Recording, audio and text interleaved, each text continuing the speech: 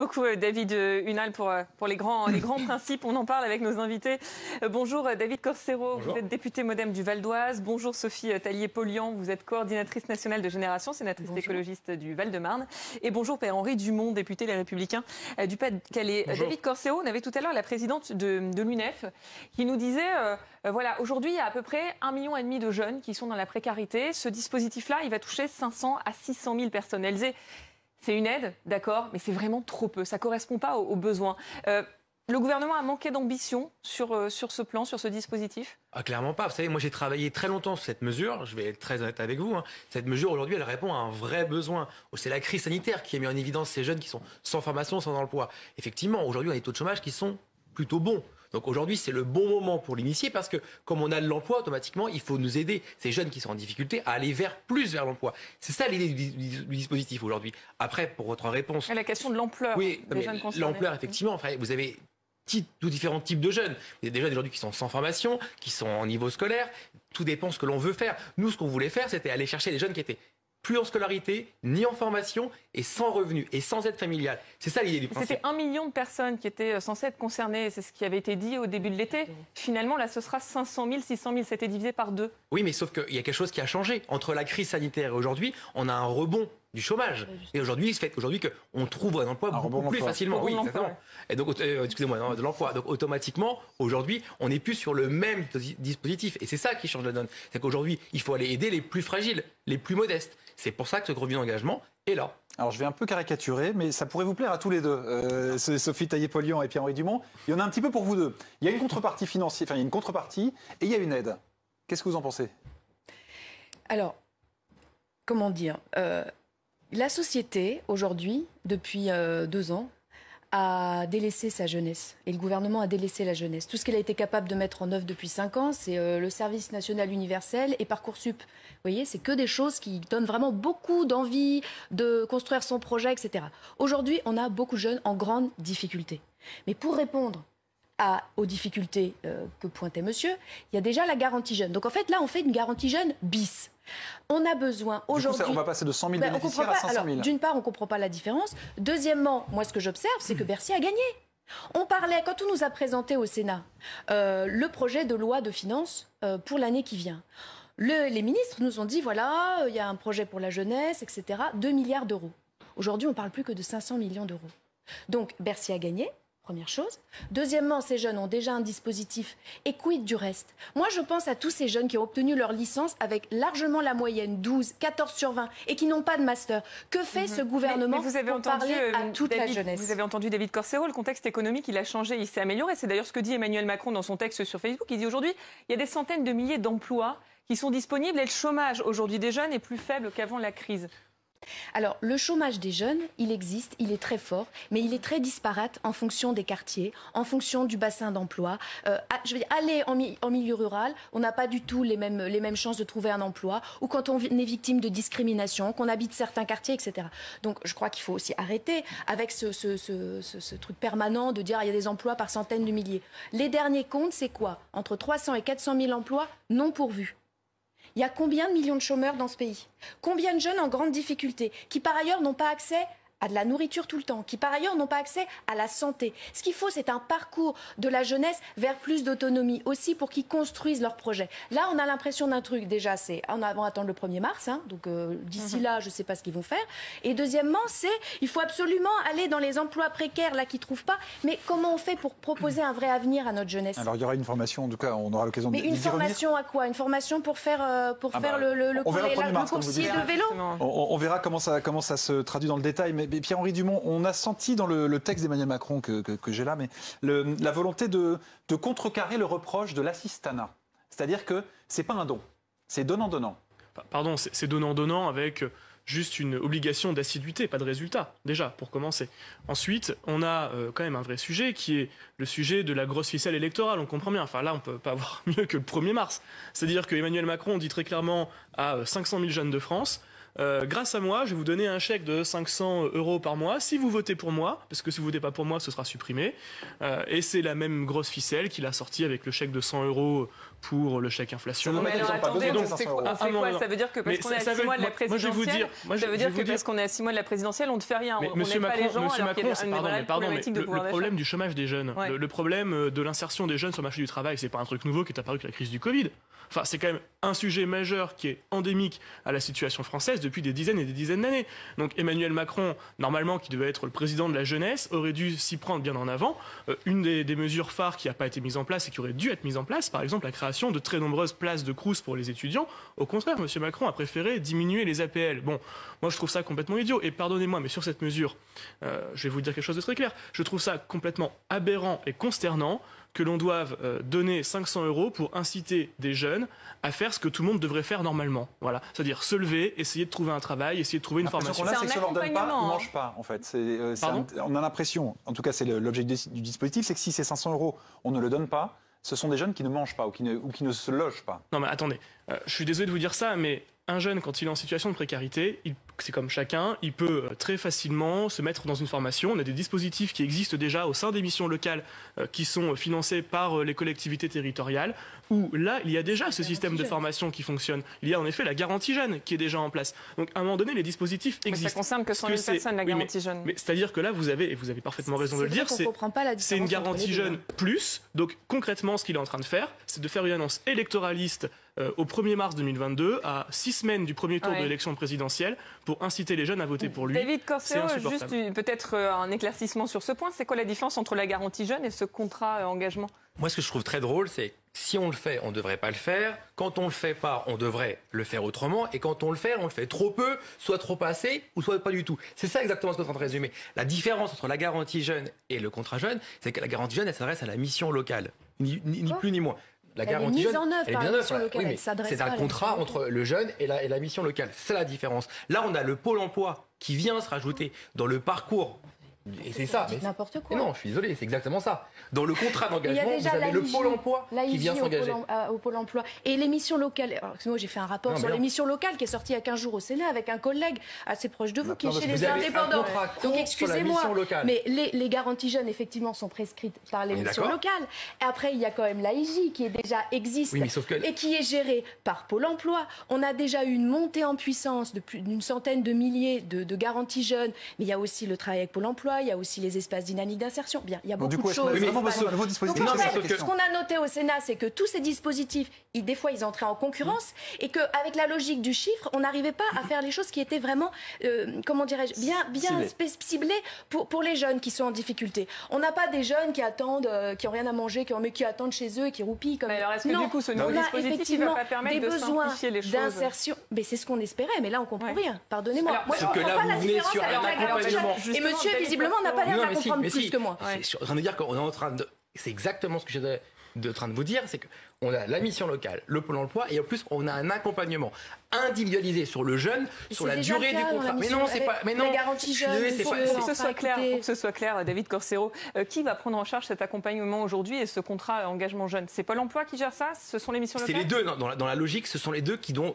devoir travailler sur l'accompagnement du jeune dans le but de l'aider à trouver une formation. Et cette formation, elle est très claire. Mais c'est-à-dire, moi, j'ai 18 ans, je me rajeunis un petit peu. Je suis dans une situation difficile, éloignée de l'emploi, éloignée de la formation. Je m'adresse à qui? Je m'adresse à Pôle emploi? Je m'adresse à alors ça, c'est ce qui va être annoncé par le Premier ministre dans les jours, cet après-midi. Je ne peux pas vous répondre. On n'en sait rien. Moi, ce que je peux vous dire, c'est que les missions locales, elles ont du mal à recruter déjà pour l'objectif de doublement de la garantie jeune. Donc c'est pour ça que là, on a besoin d'en savoir plus. Mais à part de voir que c'est à peu près le même dispositif, c'est-à-dire dans les garanties jeunes, les missions locales, les conseillers emploi, ils sont auprès des jeunes, ils les accompagnent à la fois par des entretiens individuels, à la fois par des éléments collectifs, par des formations, etc. Donc ce travail, et moi je les en remercie d'ailleurs, toutes ces personnes qui travaillent dans les missions locales, qui ont fait un travail extraordinaire depuis 2 ans, mais qui souffrent aussi d'une surcapacité, enfin d'un problème de capacité. Ouais. Il faut des locaux pour les missions locales, il faut des emplois, ils ont du mal à recruter. Ce sont des associations pour la plupart du temps qui sont financées par les collectivités et qui ont du mal avec la façon dont elles sont financées à s'engager sur plus de quelques mois, une année ou deux. Donc on a besoin aussi de les sécuriser. sécuriser. Là, on n'a aucune réponse. On voit qu'en fait, c'est un effet d'annonce pour, en fait, encore une fois, faire ce type de contrat qui ne s'adresse qu'à une partie de la population et on manque de gens pour accompagner. Donc, c'est la raison pour laquelle, avec les associations de jeunesse, nous demandions le RSA jeune, le vrai. Et pour permettre, dans une situation quand même assez grave et difficile, que les jeunes puissent avoir aussi un filet de sécurité, tout simplement, comme les autres. Non, mais ce qu'on voit des échanges, c'est que, on ne sait pas concrètement comment ça va être porté, qui va le financer, etc. Déjà, c'est la première base. Bon, visiblement, on aura des clarifications dans les prochaines heures. Pardon, mais le Parlement est en plein vote des projets de loi de finances et des projets de loi de finances de la sécurité sociale. On devrait, en tant que parlementaires tous ici, être parfaitement informés de dans quel endroit ça se met, etc. C'est-à-dire qu'on est en train de voter un budget qui a été présenté par la Cour des comptes comme insincère, déjà, sans avoir les détails du financement de cette nouvelle garantie qui est concrètement, et c'est ce qui a été dit là, un effet d'annonce. C'est-à-dire qu'on a Emmanuel Macron qui fait cette annonce à partir du 1er mars 2022, donc on voit très bien avec le calendrier électoral que ça vise uniquement à sécuriser un vote jeune et à faire en sorte que des jeunes votent pour Emmanuel Macron, alors que c'est pas du tout une grande réforme, c'est très loin d'être un RSA jeune, et tant mieux, mais ça va pas permettre. S'il n'avait pas bougé sur les jeunes, vous l'auriez critiqué aussi. S'il fait un revenu d'engagement, vous le critiquez. Si ça avait été un RSA jeune, mais non, mais il y a l'auriez beaucoup d'autres moyens de critiqué bouger. On peut très bien mettre en place l'apprentissage dès 14 ans, par exemple, faire en sorte que des jeunes qui sont dans l'optique de travailler, d'apprendre un métier tout de suite, soient dans la capacité de pouvoir... Ça ne règle pas les problèmes de fin de mois. Laissez les jeunes un peu se construire, quand même. Travailler sur le temps long, ça ne veut pas forcément dire qu'on oublie tout le monde. Oui, mais il y a une urgence aussi à laquelle il faut répondre, vous l'entendez. Mais c'est évident, mais on a déjà la garantie jeune qui existe. Mais qui n'est pas suffisante. Elle est insuffisante, mais parce qu'on n'a pas les moyens aujourd'hui pour pouvoir le financer. Elle est insuffisante en cela qu'il faut quand même rencontrer la mission locale, voir si c'est possible, voir s'il y a les financements, etc. C'est-à-dire que ce n'est pas un droit, la garantie jeune. C'est un dispositif auquel le jeune peut avoir accès si jamais la mission locale arrive à le gérer, lui propose, etc. Comment, justement, il y a une contrepartie pour obtenir la garantie jeune. Mais bien sûr que si, en fait, il y a l'inscription dans un parcours. Et d'ailleurs, la mission locale, elle a tout à fait intérêt à ce que le jeune, donc à l'accompagner très fortement, puisque pour toucher les financements, elle a besoin de sorties positives. Donc, si vous voulez, c'est pour la raison pour laquelle nous demandions, avec les organisations de jeunesse, les associations, l'UNEF, mais beaucoup d'autres, à ce qu'il y ait un RSA jeune qui soit mis en place. Pourquoi ? Parce qu'aujourd'hui, on n'a pas les moyens d'un accompagnement renforcé pour tous les jeunes en difficulté. Par contre, on sait qu'il y a énormément de jeunes qui ont des difficultés, vous le disiez, pour manger, pour se loger, pour avoir accès aux soins, etc. Donc c'était un dispositif d'urgence sociale.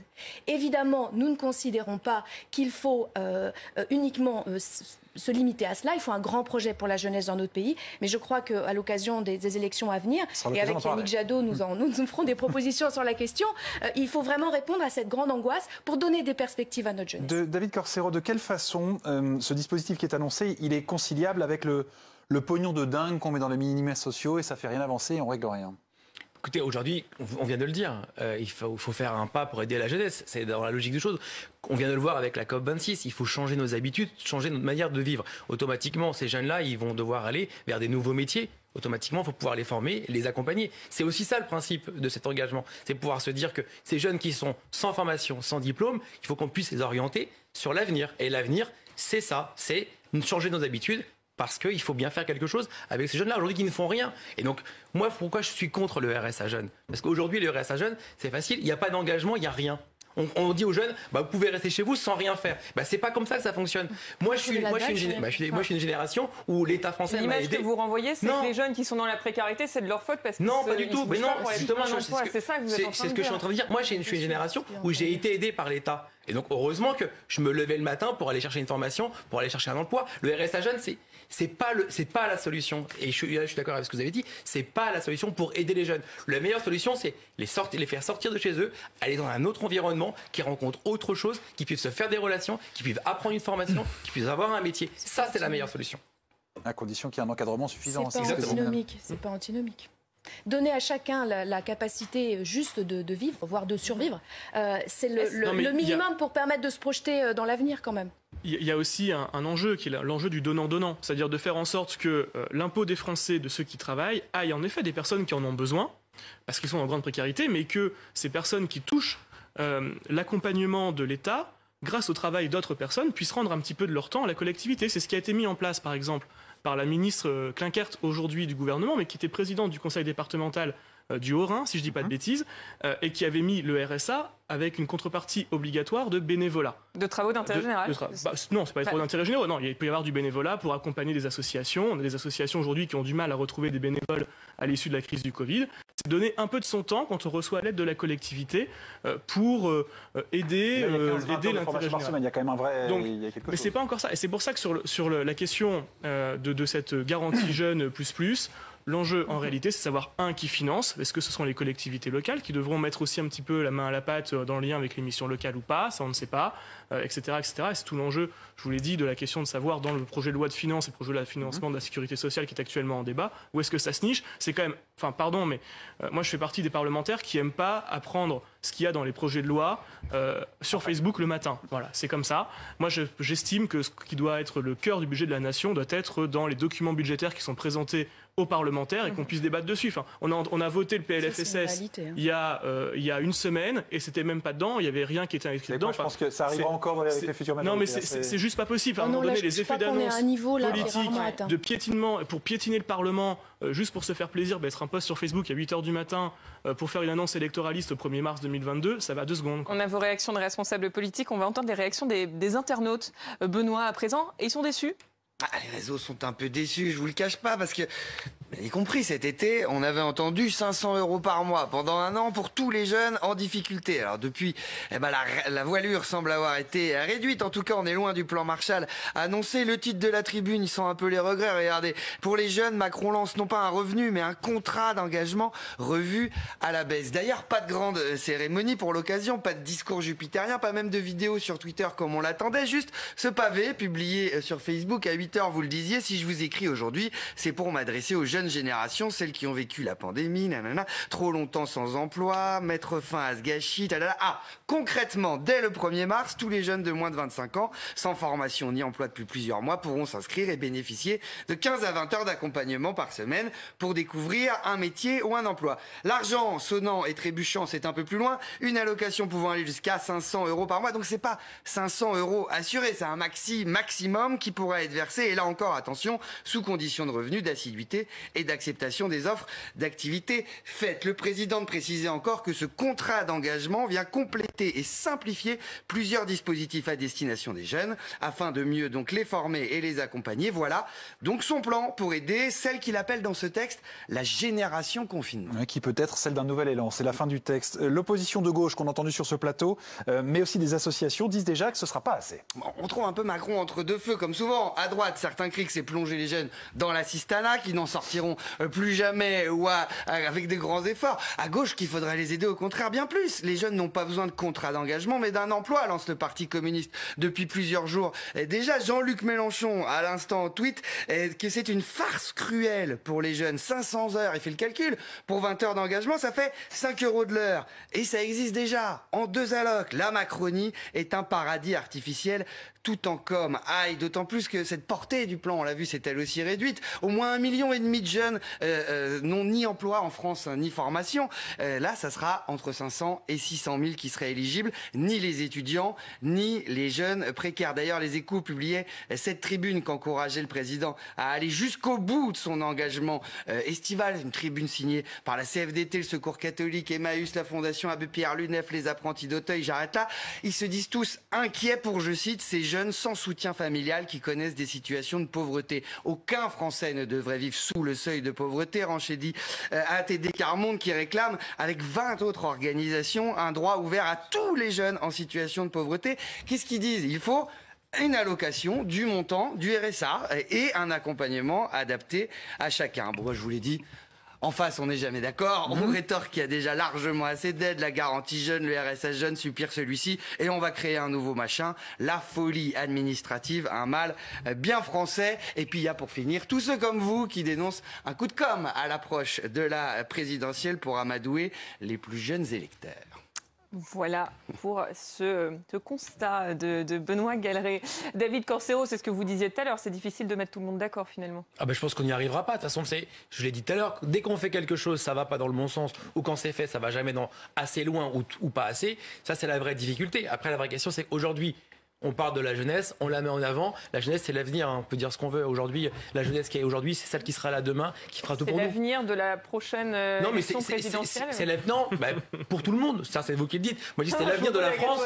C'est l'avenir de la France. Un enjeu stratégique. Je sais pas si c'est un enjeu stratégique. Aujourd'hui, on peut dire ce qu'on veut. Cette jeunesse, elle a fait voir que pendant le confinement, elle était capable de faire plein de choses. Moi, je trouve qu'on n'en parle pas assez. Je suis très heureux. Ce confinement. Oui, je suis le premier à le dire. Vous savez, je suis le premier à le dire. Je dis pas le contraire. Je dis qu'aujourd'hui, cette jeunesse, on n'en parle pas assez. C'est qui quand vous dites on n'en parle pas assez, c'est vous, c'est le gouvernement? Moi, j'en parle régulièrement dans l'hémicycle. Je pense qu'on en parle, nous, on en parle beaucoup. Après, effectivement, c'est une jeunesse c'est compliqué pour elle parce que c'est une période qui a été difficile. Et voilà, quand je dis qu'on n'en parle pas assez, c'est collectivement, on la met pas assez en avant. C'est une génération, c'est celle qui vote le moins, les 18-25 ans. Donc on verra si ça dépend quelle élection. En tout cas, récemment, elle s'est abstenue à près de 80%, je crois, régionale ou aux européennes. Merci beaucoup à tous les trois d'être venus.